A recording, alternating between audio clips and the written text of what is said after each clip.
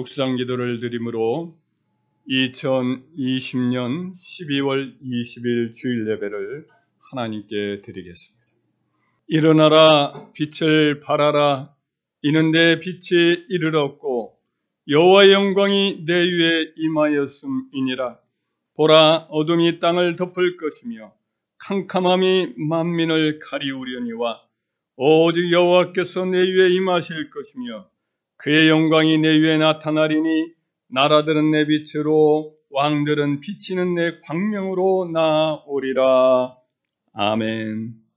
전능하사 천지를 만드신 하나님 아버지를 내가 믿사오며 그 외아들 우리 주 예수 그리스도를 믿사오니 이는 성령으로 잉태하사 동정녀 마리아에게 나시고 본디오 빌라도에게 고난을 받으사 십자가에 못 박혀 죽으시고 장사한 지 사흘 만에 죽은 자 가운데서 다시 살아나시며 하늘에 오르사 전능하신 하나님 우편에 앉아 계시다가 저리로서 산자와 죽은 자를 심판하러 오시리라. 성령을 믿사오며 거룩한 공예와 성도가 서로 교통하는 것과 죄를 사하여 주시는 것과 몸이 다시 사는 것과 영원히 사는 것을 믿사옵나이다.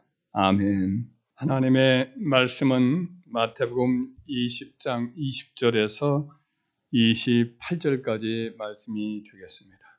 제 성경으로는 신약 성경 33페이지가 되겠습니다. 함께 봉독하겠습니다. 그때에 세베대의 아들의 어머니가 그 아들들을 데리고 예수께 와서 절하며 무엇을 구하니 예수께서 이르시되 무엇을 원하느냐 이르되 나의 이 두 아들을 주의 나라에서 하나는 주의 우편에 하나는 주의 좌편에 앉게 명하소서. 예수께서 대답하여 이르시되 너희는 너희가 구하는 것을 알지 못하는도다. 내가 마시려는 잔을 너희가 마실 수 있느냐? 그들이 말하되 할 수 있나이다. 이르시되 너희가 과연 내 잔을 마시려니와 내 좌우편에 앉는 것은 내가 주는 것이 아니라 내 아버지께서 누구를 위하여 예비하셨든지 그들이 얻을 것이니라. 열 제자가 듣고 그 두 형제에 대하여 분이 여기거늘 예수께서 제자들을 불러다가 이르시되 이방인의 집권자들이 그들을 임으로 주관하고 그 거관들이 그들에게 권세를 부리는 줄을 너희가 알거니와 너희 중에는 그렇지 않아야 하나니 너희 중에 누구든지 크고자 하는 자는 너희를 섬기는 자가 되고 너희 중에 누구든지 으뜸이 되고자 하는 자는 너희의 종이 되어야 하리라. 인자가 온 것은 섬김을 받으려 함이 아니라 도리어 섬기려 하고 자기 목숨을 많은 사람의 대속물로 주려 함이니라. 아멘. 두세 사람이 내 이름으로 모인 곳에는 나도 그들 가운데 있겠나라고 주님 친히 말씀하여 사오니 이 시간 성령으로 저희 가운데 함께하여 주시니 감사합니다. 우리 가운데 운행하여 주시사 각 사람에게 주의 성령의 따스함과 또 청결케 함과 또 새롭게 함과 생명으로 충만케 함의 은혜가 넘치게 도와 주옵소서. 예수님의 이름으로 기도 올려옵나이다. 아멘. 서로 인사합시다. 주님의 이름으로 사랑합니다. 주님의 이름으로 사랑합니다. 주님의 이름으로 사랑합니다. 인터넷으로 예배를 드리는 우리 성도에게도 주님의 이름으로 사랑합니다. 아멘. 오늘 본문의 말씀의 내용은 이제 마태복음과 마가복음이 함께 기록을 하고 있습니다. 이 내용은 예수님이 세 번째 순환 예고를 한 그 다음에 이어서 기록을 하고 있습니다. 예수님은 제자들을 조용히 불러서 예루살렘으로 얼마 있다가 올라가게 되면 예수님이 체포가 되고 또 온갖 수치와 그리고 고통을 겪다가 십자가에 못 박혀 죽으시고 사흘 만에 살아날 것이다 라고 세 번씩이나 이렇게 말씀을 하였습니다. 오늘 본문 말씀이 기록되고 있는 이 20절에 그때에 라는 말씀이 바로 그런 시간적 배경을 말씀을 해주고 있습니다. 그러므로 제자들은 이제 예수님 말씀을 연거푸 이렇게 반복적으로 들었으니 그 일이 반드시 일어나겠구나. 그리고 이것은 예수님에게는 이렇게 여러 번 말씀을 하고 있는 거 보면 예수님 마음속에 이것이 굉장히 그 중압감이 되고 있구나. 이걸 느끼고 자기들도 마음에 준비를 하고 또 예수님을 위해서 어떤 의미에서는 기도해야 이렇게 하는 것이 마땅한 자세일 것입니다. 근데 오늘 이 본문의 말씀에 보면 제자들이 마땅히 취해야 될 신앙적 자세는 아랑곳하지 않고 여전히 그 마음에 이 헛된 야심, 욕심 이것들을 추구하고 있는 그런 모습을 우리가 보고 있습니다. 예수님은 그러한 모습들을 확인하면서 그들에게 진정한 제자도가 무엇인가를 다시 가르치고 계십니다. 오늘 이 본문의 말씀을 함께 살펴보면서 우리가 주님의 제자로서 어떤 삶을 지향해야 하는가 이것을 다시 한번 간절히 깨닫게 되는 은혜가 있기를 주의 이름으로 축원합니다. 첫째로 주님의 제자들의 이 마음속에 보면 시간이 흘렀음에도 불구하고 무지와 어떤 확신 이 두 가지가 뒤섞여 있음을 보게 됩니다. 우리 20절부터 20절부터 21절을 함께 봉독을 하겠습니다. 그때에 세베대의 아들의 어머니가 그 아들들을 데리고 예수께 와서 절하며 무엇을 구하니 예수께서 이르시되 무엇을 원하느냐 이르되 나의 두 아들을 주의 나라에서 하나는 주의 우편에 하나는 주의 좌편에 앉게 명하소서. 세베대의 아들들이라는 것은 야고보와 요한 이 두 사도를 가리킵니다. 그 모친은 예수님의 이제 모친 마리아, 예수님의 모친 마리아의 친동생으로 여겨집니다. 요한이 이제 예수님과의 인척 관계죠. 그 여인의 이름을 다른 복음서와 이렇게 대조를 해보면 살로메라고 하는 이름으로 추정이 됩니다. 그래서 이 살로메라는 분은 굉장히 열심히 있었어요. 성경에 예를 들면 예수님이 십자가에 못 박혀 돌아가시는 그때 십자가의 곁에 머물렀던 여러 여인들 가운데 이름이 나와요. 그리고 이제 예수님이 부활하셨을 때에도 그 새벽에 일찍 일어나 예수님 몸에 시신에 기름을 바르려고 갔던 여인이고, 그래서 예수님을 부활의 첫날에 어떤 의미에서는 가장 먼저 이렇게 만난 그런 은혜를 입는 그런 분이, 그런 특권을 누렸던 분이기도 합니다. 그렇게 예수님을 가까이 지성으로 섬긴 살로메 역시도 그 마음속에 예수님을 섬기는 열심을 가지고 있으면서도 여전히 이제 세상적인 명예와 출세를 아들들이 얻기를 이렇게 바라는 것이 큰 관심사였던 것 같습니다. 야고보 요한 역시 어머니의 간청에 못 이기는 척하지만은 사실은 예수님 앞에 이와 같이 나와서 예수님께 질문을 던지고 답을 하는 걸 보면 그들 마음속에도 이 마음이 있었던 거예요. 이 어머니가 아들들과 이끌어서 무엇을 구하느냐 이렇게 예수님께 묻자 그 모친이 나의 두 아들을 주의 우편에 또 한 아들을 주의 좌편에 이렇게 앉게 명하소서라고 말씀을 드리죠. 일종의 인사청탁입니다. 야고보 요한 그리고 이 모친은 예수님이 예루살렘에 이번에 올라가시면 그토록 자주 말씀하시던 하나님의 나라가 이제 완전히 임하여서 예수님의 왕위에 오를 것이라고 굳게 확신을 했어요.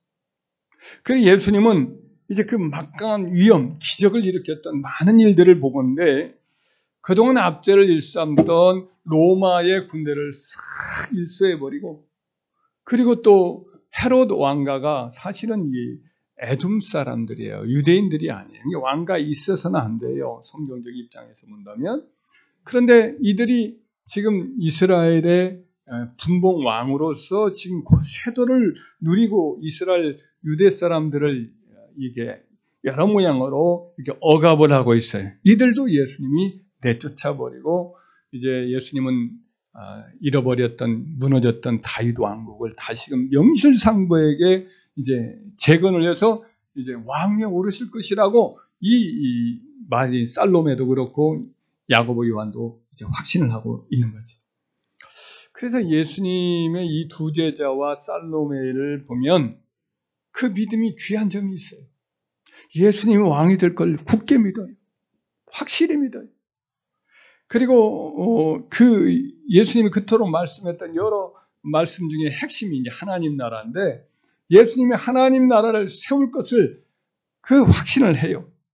그리고 주님으로부터 장차 주님을 이렇게 섬기면 분명히 상이 있을 것이다. 영광이 있을 것이다. 이것도 확신을 하고 있어요. 이런 점에서 이들의 믿음은 귀한 믿음이 분명히 있습니다. 그러나 이런 확신 외에 또 여러 가지 무지와 오해가 그들의 신앙 속에 섞여 있는 것 또한 사실이에요. 예를 들면 주님이 말씀하신 하나님 나라가 곧 나타날 것이다라고 오해하는 것도 잘못이죠. 예수님이 가르쳐 주셨던 이 하나님 나라가 지상적인 왕국, 그러니까 세상적인 정치적 왕국이죠.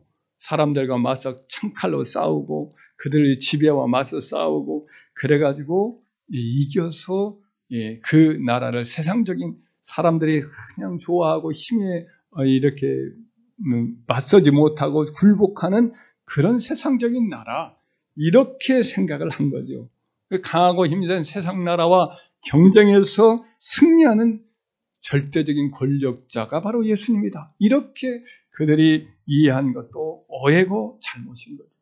하나님 나라의 본질은 영적인 거고 도덕적인 것이고, 예수님이 가져올 나라는 세상의 혼란과 슬픔과 고통의 근본 원인인 죄의 문제를 완전히 예수님이 뿌리부터 이제 청산하고 그 죄의 결과인 그 저주나 사람들의 갈등이나 또 그로 말미암아 인간에게 다가온 사망이나 하나님 앞에서의 영원한 심판이 영벌을 완전히 다 없애버리고 난 후에 예수님이 의와 생명과 평화와 그리고 그냥 사랑과 그 영광으로 충만한 영원하니 쇠하지 않는 그 나라를 예수님이 세우실 것이라는 거, 이걸 이제 깨달아야 되는데 세상 나라와는 다르죠. 물론 같은 점도 있지만 완전히 새로워진 그런 나라거든요. 그걸 깨닫지 못한 거죠. 그러니까 확신도 있지만 이런 무지함과 오해 속에서 예수님이 이번에 올라가시면 분명히 이제 다윗 왕국과 같은 엄청난 영광스러운 나라를 세우고 예수님이 왕이 되실 텐데 좌우편 영의정 좌의정 자리를 야고보와 요한 내 아들이 이렇게 앉게 해달라고 먼저 부탁을 한 거죠. 제자들이 3년 반 동안이나 예수님을 따라다녔고 말씀을 들었고 했지만 제자들이 가지고 있던 편견이나 아집이나 욕심, 이것이 방해를 받으니까 귀가 있어도 들리지 않고 눈이 번이 있어도 보지 못하고, 그리고 예수님의 마음을 가까이서 열심히 예수님이 보여줘도 그 담지 못해. 예수님의 마음을 이해를 하지 못하고 겉돈단 말이죠. 우리도 마찬가지 이런 제자들과 크게 다를 바가 없어요.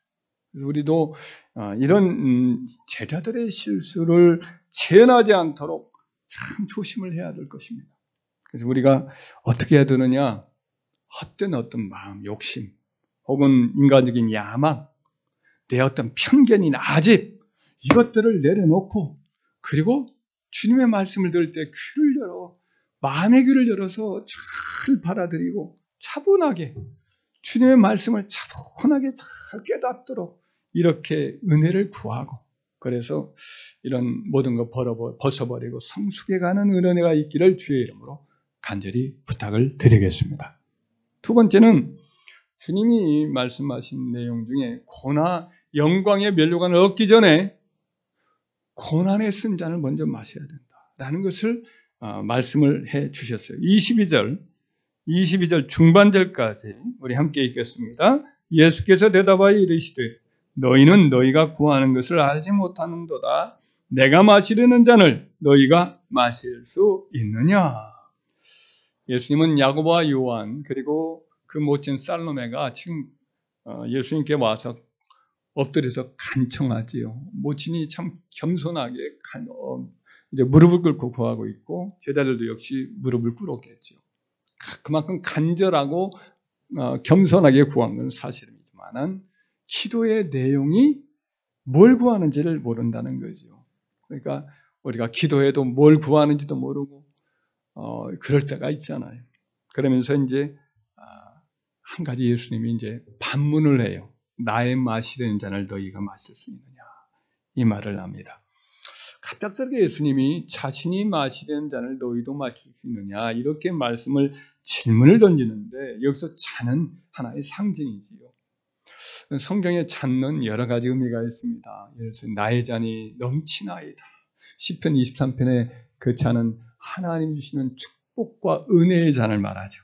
그죠? 그 잔은 넘치는 주님의 사랑과 하나님의 은혜가 이 잔으로 이제 축제 가운데, 잔치 가운데 우리 주님과 함께 잔치를 누릴 때 그때 한 잔 받아라 하면서 예수님이 은혜의 축배의 잔을 주신 것과 같은, 이건 기쁨의 잔이죠. 그러나 여기서 이 잔은 그런 의미가 아니라 또 반대 의미의 잔이에요. 성경이 뭐라고 이 잔을 주로 표현을 하냐면 하나님이 내리시는 진노와 심판과 형벌을 상징할 때 이 잔을 사용합니다. 이사야서 51장 22절 23절에 보면 보라 내가 비틀거림치게 하는 잔 곧 나의 분노의 큰 잔을 네 손에서 거두어서 네가 다시는 마시지 못하게 하고 그 잔을 너를 괴롭히는 자들에게 사의 손에 두리라. 이제 이 유다와 이스라엘 백성을 괴롭히는 자들에게 지금 주의 백성에게 거두어서 괴롭히는 자에게 주시겠다는 거예요. 그 나라가 이제 그 어려움을 겪게 된다 이런 말이죠. 예레미야 25장 15절 말씀에 이르기를 이스라엘의 하나님 여호와께서 이같이 내게 이르시되 너는 내 손에서 이 진노의 술잔을 받아가지고 내가 너를 보내는 바 그 모든 나라로 하여금 마시게 하라. 그들이 마시고 비틀거림에 미친 듯이 행동하리니 이는 내가 그들 중에 칼을 보냈기 때문이라 하시기로. 그러니까 세상 나라에 전쟁이 일어나고 서로 막 이성을 이고 싸우지요. 이것도 때로는 하나님이 그 나라들에게 말하자면 지도자들에게 미치광이의 마음을 부어넣는 것. 히틀러 같은 경우 일본의 그 천황과 그 군벌들에게 이 잔을 주면 그들이 미치광이처럼 전쟁을 하게 되는 거죠. 그래서 이와 같은 일들 지금도 어떤 때는 그런 일이 일어나지요. 하나님이 하시는 거예요. 따지고 보면 이 잔은 뭐예요? 다 이 잔은 하나님의 진노, 하나님의 분노, 어떤 혼란, 혼돈, 하여튼 쓴잔이고 고통의 잔이죠. 그 예수님도 이 잔의 이미지를 사용한 적이 있습니다. 겟세마네 동산에서 예수님을 잡으러 와요. 베드로가 잡으러 온 사람 중에 한 사람을 자기 칼을 빼가지고 휘둘러서 귀를 베어내죠. 그때 예수님이 베드로를 말리면서 하는 말이 칼을 칼집에 도로 넣어라. 아버지께서 주신 잔을 내가 마시지 아니하겠느냐 이 말을 해요. 여기서 이 잔은 뭘 가리키겠어요? 축배의 잔이 아니지요. 예수님의 십자가의 고난에 상징하는 말로서 내가 아버지께서 내게 주신 잔이라고 말씀을 하고 있습니다. 그러므로 예수님이 지금 영광의 보좌 좌우편에 이렇게 앉기를 구하는 제자들에게 이 말씀을 하실 때 나의 마시려는 잔을 너희도 마실 수 있느냐 이 말은 어떤 의도로 하느냐면 영광의 멸류관을 얻으려면 먼저 이 고난의 쓴 잔을 마셔야 한다라는 말씀을 이 내면에 깔고 이 말씀을 지금 제자들에게 하는 거지. 당시의 제자들은 이제 예수님과 3년 반 동안 따라다니면서 아침에 일찍 예수님이 일어나서 새벽 예배 하시면 그들도 그냥 눈 부비고 잠도 못 자고 어디 또 가셨나 하면서 이렇게 좀 기다리기도 하고 예수님이 가시면 미리 앞서서 식사 준비도 하고 사람들이 막 예수님 잡으려고 하면 막 몸을 써가지고 막기도 하고 등등 해서 제자들도 고생을 많이 했어요. 근데 그런 고생, 집을 떠나가지고 예수님 따라다니는 것 자체도 고생이죠. 이제는 끝났다라고 생각을 한 거죠. 3년 반 정도 고생했으면 이제 예수님이 오늘 올라가시면 반드시 세상 왕국을, 멋진 왕국을 세울 텐데 이제는 거둘 때다. 누가 먼저 이 귀한 이 상과 자리를 내가 차지하나 이거 가지고 지금 사열 농공 행상을 먼저 자기들끼리 하는 거죠. 그런데 이것은 사실은 섣부른 욕심이죠. 때가 이르지 않은 그와 같은 열매를 따먹으려고 하는 거죠. 적게 심고 많이 거두려고 하는 과욕이었던 거죠. 이렇듯 주님을 따른다고 하면서도 우리도 고난이 없는 영광, 희생 없는 성공, 땀과 눈물이 없는 상과 보상을 바라는 값싼 제자도를 좋아해요. 주님을 믿는다고 하면서 고난 없는 영광, 험신 없는 천국의 입성과 상급을 열망한단 말이죠. 그러나 주님은 주님 좌우편에 앉는 영광을 열망하는 우리들에게도 여전히 나의 마시려는 잔을 너도 마실 수 있느냐라고 차분히 묻는 거예요. 빌립보서 1장 29절 말씀에 그리스도를 위하여 너에게 은혜를 주신 것은 구원의 은혜 또한 여러 가지 성령의 각양 은혜 그 여러 우리의 삶 속에 여러 풍성한 것을 베풀어 주시며 삶을 인도하시는 은혜를 주시는 것은 다만 그를 믿을 뿐 아니라 또한 그를 위하여 고난도 받게 하려 하십니다.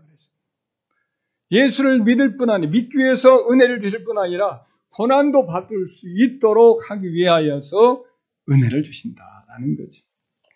그래서 우리는 우리가 이 땅에서 주님으로 인하여 영광을 받게 하기만 한 것이 아니라 주를 위해서 고난도 달게 받기 위한 것이다. 이걸 명심을 하시기 바랍니다. 영광과 그리고 면류관의 그 차리를 우리가 반드시 받을 거예요. 이 제자들 확신처럼 받을 것이지만 그러려면 이 땅에서 우리가 고난의 쓴잔을 주님이 주시면 그걸 좀 받아야 돼요. 거칠고 험한 십자가와 같은 그런 우리에게 어떤 하나님께서 섭리적으로 허락하신 것이 있을 때 이걸 거절하지 말고 기꺼이 이를 짊어지 주님을 따라가는. 그럼에도 불구하고 주님 따라 아무든지 나를 따라오려거든 자기를 부인하고 자기 십자가를 지고 날마다 나를 따를 것이라고 했죠. 지금 이 코로나 상황 속에서도 동일한 거지. 우리가 그 주님의 말씀, 면류관을 먼저 얻기 전에 먼저 너는 나의 쓴잔을 마시는 것에 동참하지 않겠느냐 하신 말씀을 기억하시길 주와 여러분 되기를 주의 이름으로 축원합니다. 세 번째는 연약함과 무지함에도 불구하고 주님은 제자들이 훗날에는 성숙해질 것을 믿어줘요. 22절 후반절부터 23절 전반절까지 있겠습니다. 22절 후반절부터 그들이 말하되 시작. 그들이 말하되 할 수 있나이다. 이르시되 너희가 과연 내 잔을 마시려니 와. 나의 마시는 잔을 너희도 마실 수 있느냐? 너희가 마실 수 있느냐 질문하자 야고보와 요한은 담대하게 이렇게 대답을 하죠. 뭐라고 했어요? Yes, I can. 예, 할 수 있나이다. 라고 이야기를 했습니다. 긍정적이죠. 사실은 이 대답이 우리 찬송가 속에도 이제 그걸 긍정적으로 표현한 찬송이 있어요. 그래 그 찬송을 이 대답을 할 수 있다고 한 것처럼 우리도 유리의 심령 이게 주의 어떤 부르심에 기꺼이 사도되한 것처럼 우리도 할 수 있다고 하겠나이다. 이렇게 하는 찬송이 있는데 사실은 이 고백은 좀 부정적인 평가를 받은 그런 고백입니다. 제자들이 알고 대답한 게 아니에요. 고난의 순간을 당하는 그 예수님이 마시는 그 체포 현장을 보면 알 수 있어요. 왜냐? 예수님이 그 고난의 순잔을 마시려고 할 때 함께 마셨어요? 안 마셨어요? 안 마시고 그냥 자기 살겠다고 그날 체포 현장에 다 내빼거든요. 그들은 그토록 주님께서 미리 말씀해 주었지만은 여전히 예수님을 세상 영광을 지금 당장 가져오실 천하무적의 강하신 절대강자다 이렇게 생각을 했지 스스로 낮고 비천한 죽음을 향하여서 내려가시는 그런 연약한 어린 양으로서는 전혀 생각을 못했어요. 그래서 주님이 마시려는 그 잔을 우리도 마실 수 있습니다. 얼마든지요. 이렇게 대답을 감히 했던 거죠. 주님이 이 말씀을 들었을 때 말도 안 되는 소리라고 했어요? 안 했어요? 그 말씀 안 했어요. 뭐라고 말씀했어요? 내가 주는 잔을 너희가 과연 내 잔을 마시려니와 라고 얘기를 해주십니다. 즉 예수님의 고난의 잔에 이 자녀들이 이 두 야고보와 요한이 함께 마시는 일에 동참을 한다라고 이야기를 해주셨어요. 지금 당장 그들이 어리석고 그리고 좀 이기적이고 또 야망에 사로잡혀 있는 참 미성숙한 모습이지만 성숙해진 다음에 시간이 흘러 성숙해진 다음에는 주님의 고난에 동참을 하게 될 것이었고 그래서 주님의 쓴잔에 기꺼이 마시는 일에 동참을 할 것이다 라고 주님이 예언적으로 말씀을 해 주시는 거예요. 주님은 이 지극히 미숙하고 아직도 세상적인 야망에 더 관심을 많은 이 두 명의 제자가 나중에는 깨닫고 달라지고 성숙해질 것을 믿어주고 계시는 거죠. 똑같은 말씀을 하시는 것이 이제 베드로에게 그런 말씀을 예수님 잡히시는 전날 밤의 대화 중에도 그 얘기를 해 주십니다. 많은 대화를 나눌 때 예수님에게 이제 베드로가 물어요. 주님 어디로 가시나요? 예수님이 뭐라고 말해도 지금 당장 말해도 잘 모르니까 이런 말씀을 이렇게 뜬금없이 던져요. 내가 가는 곳에 네가 지금은 따라올 수 없으나 후에는 따라오리라 이 말씀을 해줘요. 베드로가 이 말이 막 그 감정이 이렇게 넘치면서 주여 어찌하여 지금은 갈 수 없단 말입니까? 내가 주님 가시는 곳이면 오게도 죽는데도 따라가겠나? 네가 나를 위해서 오게도 가겠고 죽는데도 가겠다는 말이냐? 야 오늘 닭이 3번 울기 전에 닭이 2번 울기 전에 너는 나를 3번 부인하리라 이 말씀을 합니다. 베드로는 뭐 펄펄 뛰죠. 그러나 그날 그렇게 됐어요? 안 됐어요? 그렇게 되다. 예수님이 그때 뭐라고 말해요? 긍정적인 말씀을 해요. 네가 지금은 따라올 수 없으나 후에는 따라오리라. 이 베드로, 요한, 야고보 이 3사람에게 주신 주님의 예언 그대로 지금 이때는 미성숙해요. 뭔 말인지는 모르고 주님이 지금 어떤 일을 겪을까도 알지도 못하고 그렇게 뭐 할 수 있다. 큰 소리에 뻥뻥 치지만 넘어질 거 알아요. 그러나 후에는 따라올 줄을 주님께서 알고 계세요. 지금 이 자는 뭐 혀만 대면 펄쩍 뛰고 도망갈 사람이지만 나중에는 그 쓰디쓴 고난의 잔을 끝까지 들이킬 것을 한 방울도 남기지 않고 그들에게 주어진 이 주님의 어떤 고난의 분정된 잔을 그들이 다 마실 것을 예수님은 이미 믿고 계시고 그렇게 믿어주고 계시는 거죠. 지금도 주님은 우리가 주님을 위해서 뭐 죽겠다고 순교의 기회가 되면 내가 기꺼이 내 삶을 드리겠다고 큰 소리치고 작정도 하고 고백도 하지만 실상 우리가 그런 믿음, 그런 진실한 헌신에서 부족하다는 것을 잘 알고 있어요. 그러나 주님은 그렇게 연약한 지금의 우리들 여전히 믿음을 가지고 훗날에는 변화될 것이다. 훗날에는 성숙할 것이다를 믿고 기다려주고 있는 줄 믿습니다. 저도 그래요. 저도 이렇게 목회하면서 저 자신도 너무 미숙하지만은 또 연약한 성도를 보면서 저도 그냥 어떤 때는 참 안 자라주는 것이 가슴 아프고 안타깝고 그렇지만 저도 완전한 변화되리라 믿고 기다리고 기도해 주거든요. 우리 주님은 그렇게 우리를 기다려주고 믿어주시고 계셔요. 할렐루야. 그래서 그 덕분에 우리가 내치지 않고 이렇게 주님께서 끝까지 붙들어 주시고 기다려 주시니까 참 감사하죠. 우리 주님을 다시 한번 감사하고 찬양을 드립시다. 할렐루야. 넷째로는 주님께서 어리석고 미성숙한 제자들을 한없이 온유하게 잘 가르쳐 주신다는 점. 사실 이 부대자의 당돌한 요청은 십자가의 고난을 앞두고 마음으로 굉장히 눌려 있고 갈등하고 있고 내적으로 힘들어하고 있는 예수님께서는 참 이 말을 들을 때 어때요? 참 3년 반 동안 제자를 가르쳤는데 이렇게 아무런 열매를 맺지 못하구나 하고는 예수님이 어이없게 느껴지고 또 힘이 새는 그런 일을 지금 했으리라고 생각이 돼요. 그렇게 심혈을 기울여 하나님 나라를 가르쳐 주었고 이미 3차례나 예수님이 예루살렘에 올라가서 고난을 당하고 십자가의 죽음을 당하고 3일 만에 부활하리라 이런 말씀을 해줬는데도 여전히 엉뚱하게 세상적인 욕심을 가지고 야망을 가지고 예수님께 이렇게 자리청탁이나 하는 엉뚱한 요구를 들이대는 제자를 보면 여러분이 제자들 예수님의 입장이라고 생각한다면 어떻겠어요? 낙심이 좀 될 것 같지 않아요? 화가 날 것 같지 않아요? 제자 교육을 포기하고 싶을 것 같지 않아요? 그런데 예수님은 사실은 그런 제자들을 여전히 인격적으로 대하시고 온유하게 차분하게 대하시고 잘못된 점을 하나씩 지적하면서 또 가르쳐주기를 계속해요. 이후에도 또 그런 일을 또 범해요. 제자들이. 주님이 십자가에 못 박히신 그 전날까지 그래요. 똑같은 일을 해요. 그런데도 그때도 똑같이 오래 참고 온유하고 자상하게 가장 가르쳐주시고 훌륭한 제자로 성장하기를 이끌고 계셔요. 그래서 우리들은 우리의 미련함 그리고 이기적인 마음, 엉뚱한 어떤 생각, 인간적인 미숙함을 참으시고 온유하게 가르치시며 끝까지 이끌어주시니 우리 예수님의 은혜를 기억하면서 우리 자신을 한번 돌아봅시다. 참 우리도 똑같지 않은가? 참 우리가 정말 주님의 은혜를 이렇게 입고도 주님을 배운다고 제자로서 이렇게 자라고 있지만 정말 안 자라는 자라가 아닌가? 제자들이 아닌가?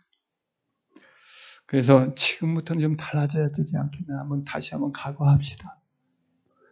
각오하고 좀 더 겸손하고 주님 앞에 모든 어떤 내 고집, 내 야망 이런 것들 좀 더 비우려고 좀 하고 그리고 더 부지런하게 주님의 말씀을 배우려고 하고 그걸 잘 배워서 습득해서 지혜롭고 성숙해 되는 제자가 되어야겠다는 각오를 해야 되지 않겠어요? 공자도 논어를 보면 자기 제자 중에 하나가 참 안 자랐나 봐요. 그래가지고 참 이와 같은 그 제자를 바라보면서 마치 썩은 나무에다 새기는 것 참 어리석잖아요. 그죠? 썩은 나무에다 막 새기는 것처럼 참 그렇구나 하면서 탄식을 해요. 우리 주님 그러시지 않으셨어요. 그러시지 않으시고 탄식하지 않으시고 그저 그 연약한 우리를 붙들고 또 가르치고 화내시는 법도 없고 참 대단하시고 우리 주님 보면 고개가 숙여져요. 그런데 우리가 그렇게 속삭이는 제자예요. 그런 우리를 품어주고 있는데 우리가 이제 좀 달라져야 되겠지. 할렐루야. 성경도 좀 더 읽고 주의 말씀을 좀 내 생각 다 내려놓고 잘 듣고 달라져야지. 이 말씀 붙들고 살아야지 하고 몸부림치는 그런 주님의 제자들 되길 바라요. 다섯째로는 주님의 보좌 가까이 앉는 영광은 섬기는 자가 차지할 것이다 라는 말씀을 주님이 가르쳐주고 있어요. 23절로부터 27절까지 우리 함께 읽겠습니다. 이르시되 너희가 과연 내 잔을 마시려니와 내 좌우편에 앉는 것은 내가 주는 것이 아니라 내 아버지께서 누구를 위하여 예비하셨던지 그들이 얻을 것이니라. 열제자가 듣고 그 두 형제에게 대하여 부흥히 여기거늘 예수께서 제자들을 불러다가 이르시되 이방인의 집권자들이 그들을 임으로 주관하고 그 고관들이 그들에게 권세를 부린 줄을 너희가 알거니와 너희 중에는 그렇지 않아야 하나니 너희 중에 누구든지 크고도 하는 자는 너희를 섬기는 자가 되고 너희 중에 누구든지 으뜸이 되고자 하는 자는 너희의 종이 되어야 하리라. 아멘. 예수님은 야고보와 요한 이 두 제자가 주님의 영광의 보좌 저편에 이렇게 앉기를 바라고 예수님과 어머니와 함께 이렇게 나서서 간청하고 있지만은 그렇게 간청한다고 내가 허락할 수 있는 사안이 아니다. 이렇게 말씀을 해주셔요. 누가 그 영광의 자리에 앉는가를 정해 주시느냐 하면 바로 내 아버지, 하나님 아버지께서 이제 주시는 목대로 그들이 받아서 그렇게 되는 것이다 라고 말씀을 해줘요. 그 예수님이 이제 그들의 요청에 거절을 일단 하죠.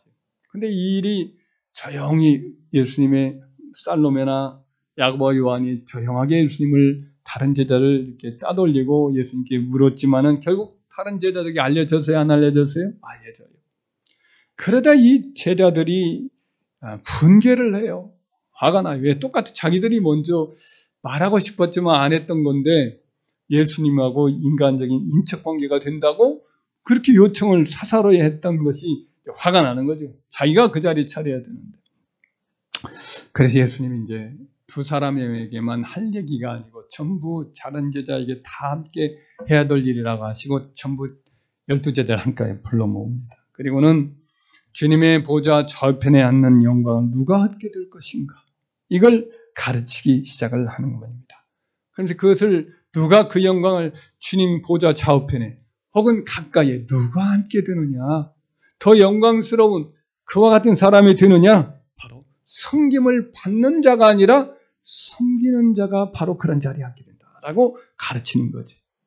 예수님 여기서는 이제 세상에서 높은 자, 세상에서 권세 있는 자의 표준과 하나님 나라에서의 높은 자, 권세 있는 자의 표준이 서로 아주 다르다. 이 서로 상이한 표준을 여기서 비교해서 말씀을 해주고 있습니다. 그러면 세상에서는 높은 주의, 많은 재산, 많은 세상에 주어진 영광을 통해서 사람들이 섬김을 받는 것을 당연시하죠. 세상적인 어떤 권력을 주고 있고 재물을 많이 갖고 있어요. 또 문화 권력을 주고 있어요. 뭐 연극계의 대부, 연예계의 대부. 그 사람들 나름대로 권력을 갖고 있어요, 없어요? 그래요, 안 그래요? 교육계의 대부, 학교의 총장이라고 하거나 혹은 무슨 어떤 권력을 갖고 있으면 그것에 의해서 교수도 꼼짝 못하게 되고 막 그렇게. 그러니까 어떤 종교 권력도 마찬가지예요. 종교 권력을 딱 쥐고 있고. 그럼 이제 그런 교권을 가지고 막 행사를 하고 그렇단 말이에요. 목회자도 무슨 권력인 것처럼 그 자리를 가지고 권력자처럼 행사를 할 수가 있는 거예요. 국가적으로도 어떤 나라가 말이죠. 인구가 많고 군대가 강하고 그리고 경제력이 있고 그리고 더 많은 인구가 있고 그러면 약한 나라를 이렇게 괴롭히고 압도하고 힘들게 하고 빼앗으려고 하는 것을 당연시하고 이를 추구를 한단 말이죠. 그 개인이나 혹은 약자 위에 강한 자가 군림하면서 승김을 받으려고 압력을 가하곤 해요. 그래서 군대에서도 군번 좀 앞서고 계급 좀 더 있으면 이제 부하들한테 그렇게 힘들게 하고 막 그냥 얼차례를 시키고 때리기도 하고 그런 일을 많이 하고 영화 감독, 연극 감독 혹은 주방의 선임자들이 후임자들 괴롭히도 하고 얼마 전에 계속해서 땅콩 회양이라든지 이런 일로 문제가 있었던 한진그룹 같은 경우 재벌 총수의 부인이라고 막 부하 직원들을 막 폭력을 행하기도 하고 그래서 무리를 일으키기도 하고 미투 사건으로 우월한 지위를 이용해서 약한 자를 성적으로 괴롭히는 일도 하기도 하고 여하튼 이런 일들은 참 이 세상에서 일어나는 바로 강한 자가 약한 자 위에 군림하는 모습이죠. 바로 높은 자리에 올라가려고 하는 것은 어떤 의미에서는 이와 같은 더 높은 자리, 알아준 자리, 힘 있는 자리를 차지하고 사람들은 이것 때문에 이 남을 지배하는 우월한 군림하는 그런 것을 얻으려고 앞다투 경쟁을 하는 거죠.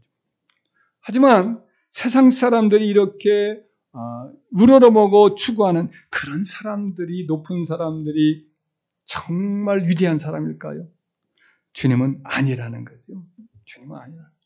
근데 이 지금 제자들은 바로 그걸 지금 추구하고 있어요. 그걸 당연하게 우리 주님이 그런 나라를 자기들에게 줄 줄로 알고 그걸 지금 바라고 있는 거예요. 그래서 예수님이 너희 중에는 그렇지 않아야 하나니라고 말씀을 하는 거예요. 세상 나라의 위대함의 표전, 이것은 세상 권력을 주고 남에게 위에 군림하는 거지만 하나님 나라는 그렇지 않다는 거예요. 하나님 나라는 누가 가장 큰 자가 위대한 자냐? 바로 섬기는 자가 위대한 자다.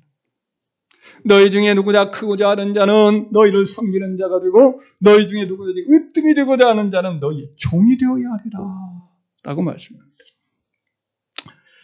사실 제자들은 자기들 중에 누가 크냐 주님이 잡히시는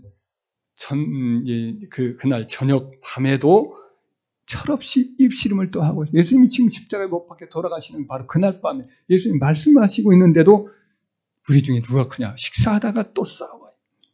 그때 주님이 말 없이 일어나십니다. 식사하다 일어나셔서 겉옷을 벗으셔요. 그리고는 허리에 수건을 질끈 동이시고 물을 대야에 떠서 제자들 한 사람 한 사람 앞에 앉아요. 그리고 그 물로 그 발을 씻어줍니다. 수건을 다시 펴서 그 발을 닦아줘요. 한 사람 일일이 그렇게 닦아주시죠. 12제자를 다 섬겼어요. 그리고 난 후에 옷을 입으시고 다시 앉아 이르시기를 내가 너희에게 행한 것을 너희가 아느냐? 그 뜻을 아느냐?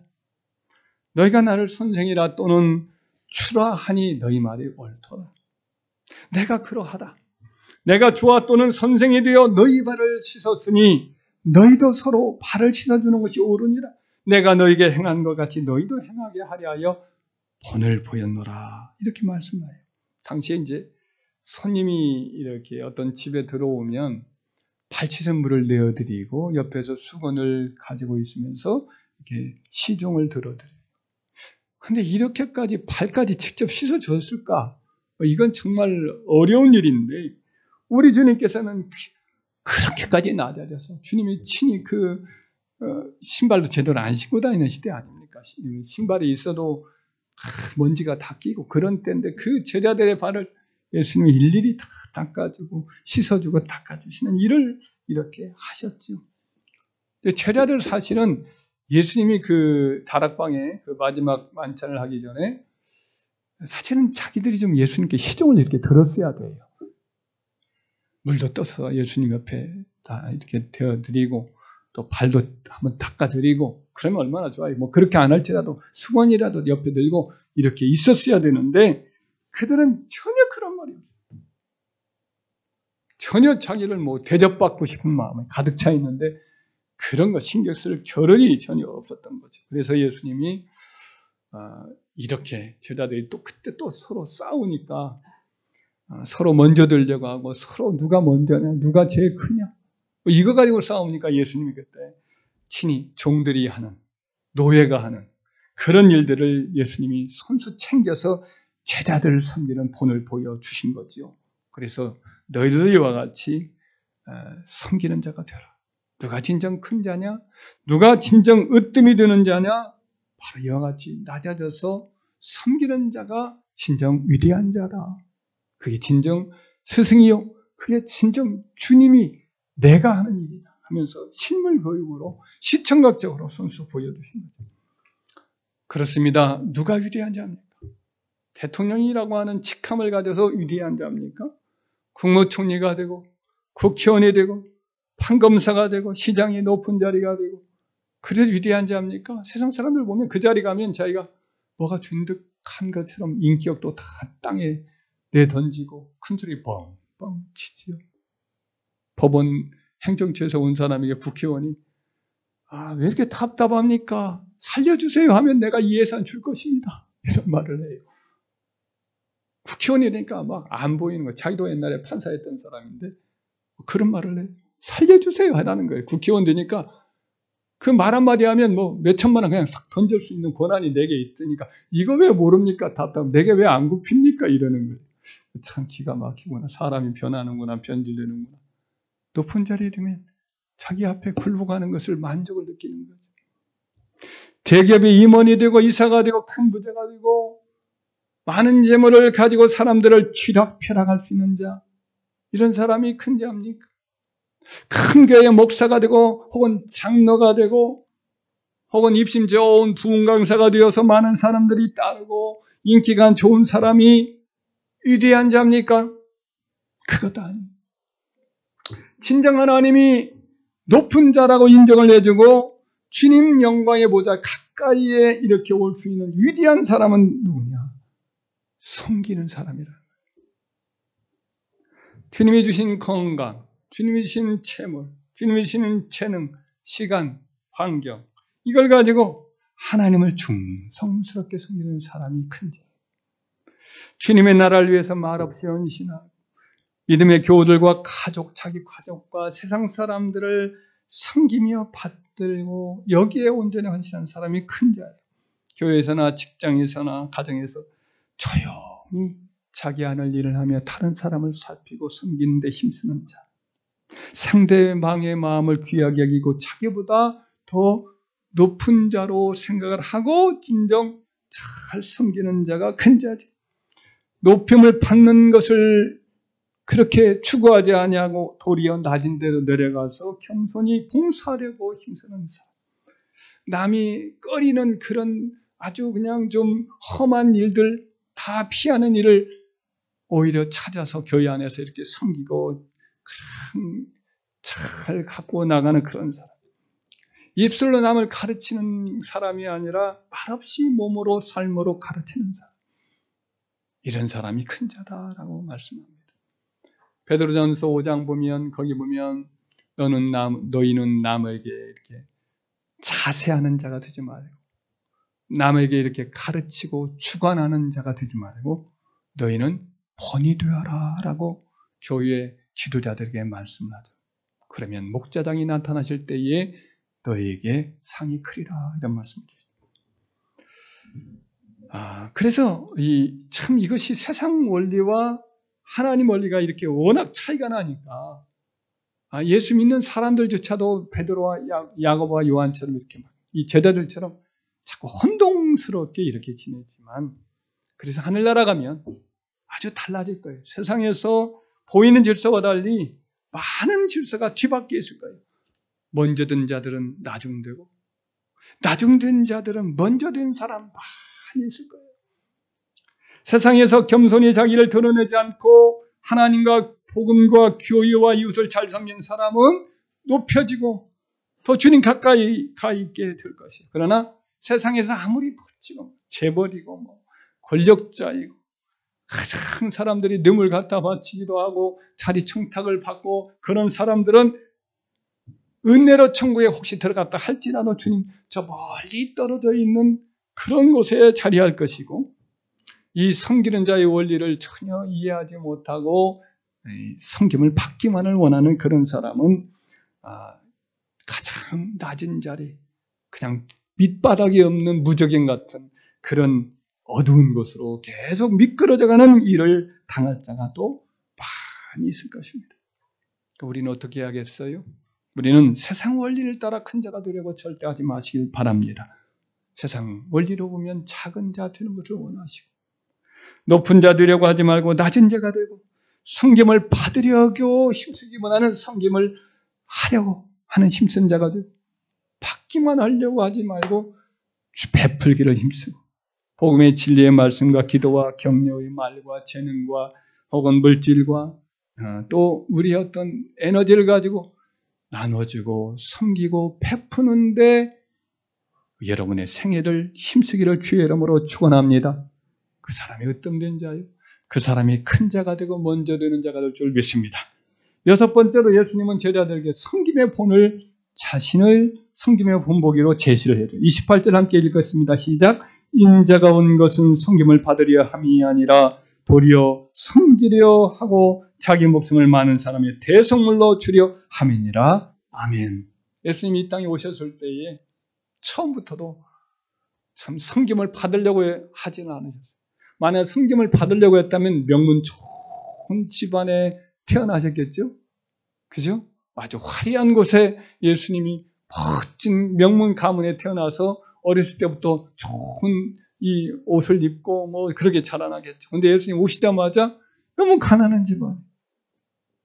그리고 첫 그분의 강보가 그냥 둘둘 마른 그런 옷에다가 어디에 누워졌어요? 좋은 침대도 아니고 그냥 말구 위에 그렇게 자신을 높이셨어요. 예수님이 세상 일을 이제 하나님의 사역을 하고자 세상에 나타날 때도 예수님을 하도 가난하고 가진 거 없고, 그러니까 예수님은 이제 섬기는 자들이 나오긴 나왔어요. 근데 섬기는 자들을 예수님 택하실 때 아주 대단한 사람을 불렀어요? 아니죠. 그냥 배운 것도 별로 없고 말에는 화려한 거, 꾸미는 거 전혀 교양이란 것은 전혀 없는 그냥 갈릴리 어부들, 그냥 육두문체가 툭툭 튀어나오는 갈릴리 어부들을 옆에 두고, 또 사람들이 아주 미워하는 세리들 옆에 두고, 지극히 가난하고 평범한 갈릴리 여인들을 옆에 두고, 천대받는 기생들이 변화되어서 예수님 옆에서 섬기도록 하고, 7 귀신 들렸다가 이제 정신을 차려서 주님의 은혜에 감격에 섬기는, 그러니까 어때요? 7 귀신 들려서 얼마나 고생하고 그랬겠어요. 근데 그런 여인들이 예수님을 섬기도록 하는 것을 예수님 기꺼이 그것을 받으시죠. 초라한 섬김이지만 그것으로 만족하시면서 예수님은 수없이 섬겨요.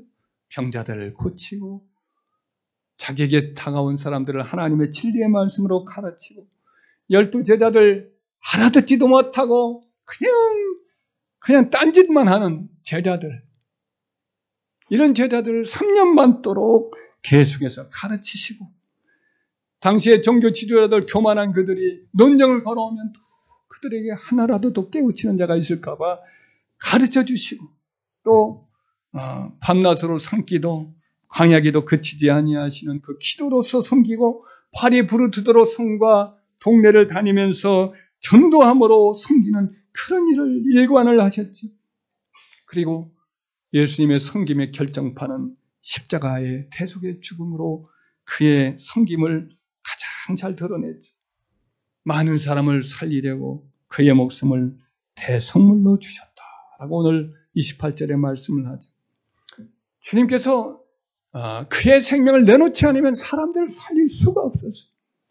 그래서 기꺼이 십자가의 자리까지 낮아져서 하늘과 땅 사이에서 하나님으로부터도 사람으로부터도 버림당하는 그 처절한 의로운 자리까지 예수님이 낮아져서 사람들의 생명을 구원을 하는 길을 여는 것이죠. 그 예수님이 십자가의 죽음을 예수님 여기서 뭐라고 지금 표현하는 거죠? 섬김으로 표현을 하고 있어요. 생명까지 내어주신 섬김, 이것이 예수님의 이 땅의 삶의 주님의 섬김의 결정판이었던 거죠. 완성이었던 거죠. 이것이 예수님이 이 땅에 오신 목적이고 이번 예루살렘에 올라가시는 여행의 최종 목적인 거죠. 바로 이렇게 주님이 걸어가신 본을 따라서 섬김의 길을 걸어가는 것이 이것이 너희들이 제자들이 따라가야 될 그와 같은 위대한 자의 길이고 가장 높은 자리에 오르는 길이다라고 주님은 지금 제자들에게 말씀을 가르쳐주고 계신 거죠. 주님은 그렇게 가르쳤고 그의 가르침대로 사셨고 그분의 말씀을 따라서 지극히 낮아졌더니 하나님은 그를 지극히 높이셔서 모든 사람의 주가 되셔서 그에게 모든 사람이 경배하도록 하나님 보좌 우편에 영광의 보좌에 주님을 세우셨다라고 말씀을 빌립보서 2장에 말씀을 하고 있지 않습니까? 그러므로 우리들은 주님을 믿고 따른 제자로서 이렇게 정말 오래 참으면서 온유하게 친절하게 자상히 가르쳐 주신 이 교, 앞으로 또 한 번 우리가 또 가르친 이런 말씀이 바로 뭐냐? 섬기는 자가 크다라는 거거든요. 지금까지 우리가 세속적인 편육을 따라 살았던 바 섬김을 받으려고 하는 것을 내려놓습니다. 이것은 내려가는 거예요. 이것은 참으로 어떤 의미에서는 더 의미가 없는 그런 참 비천한 삶이에요. 섬김을 받으려고 하는 것은. 이제부터 우리 매일의 삶에서 어떤 상황에 있든지 어디 있든지 누구와 함께 있든지 우리가 이 섬김을 위해서 남은 인생을 살아갑시다. 할렐루야. 섬김을 위해서 우리 주님이 이 땅에 오셨다. 내가 섬김을 받으려 한 것이 아니라 섬기려 왔노라 그랬는데 우리도 동일한 삶을 살아가야 할 줄 믿습니다. 주님과 교회와 복음과 가족과 이웃을 위해서 우리가 섬기는 자로, 이 나라를 위해서도 섬기는 자로 우리가 살아갑시다. 그리하여 주님 가장 가까이, 좀 더 가까이 갈 수 있는 저와 여러분들 다 되기를 주의 이름으로 축원합니다. 말씀을 기억하면서 우리 다 같이 통성으로 함께 기도하겠습니다. 아버지 하나님, 오늘 주님의 말씀을 마음 깊이 새기면서 우리가 그동안 살아왔던 세상적인 위대함의 표준을 따라 미련하고 어리석게 자꾸만 높아지려고 했던 죄를 용서해 주옵소서. 이제는 내려놓고 주님과 더불어 주님이 걸어갔던 낮아지는 섬김의 길, 이제 묵묵히 주님을 따라갈 수 있는 새로운 결단과 각오를 갖게 하여 주옵소서. 그래서 매일의 삶 속에서 항상 섬기는 것이 무엇인지를 찾게 하시고 다른 사람을 기쁘시게 하기 위해서, 우리 주님을 기쁘시게 하기 위해서 기꺼이 우리의 손과 발로 수고하고 마음을 다하여 우리의 언어를 통해서 다른 사람을 위로하고 격려하고 사랑하며 베풀며 그리하여서 주님을 기쁘시게 할 수 있는 저와 우리 성도들 다 될 수 있도록 은혜를 더하여 주시옵소서. 예수님의 이름으로 기도 올려옵나이다. 아멘. 이제는 우리 주 예수 그리스도의 은혜와 하나님 아버지의 무궁하신 사랑과 성령의 내주 교통 인도 역사하심, 오늘 주의 말씀을 따라 새롭게 다시금 주님의 섬김의 길을 본받아 행하려고 작정하는 원수들 위해 영원토록 함께 계실지어다. 아멘.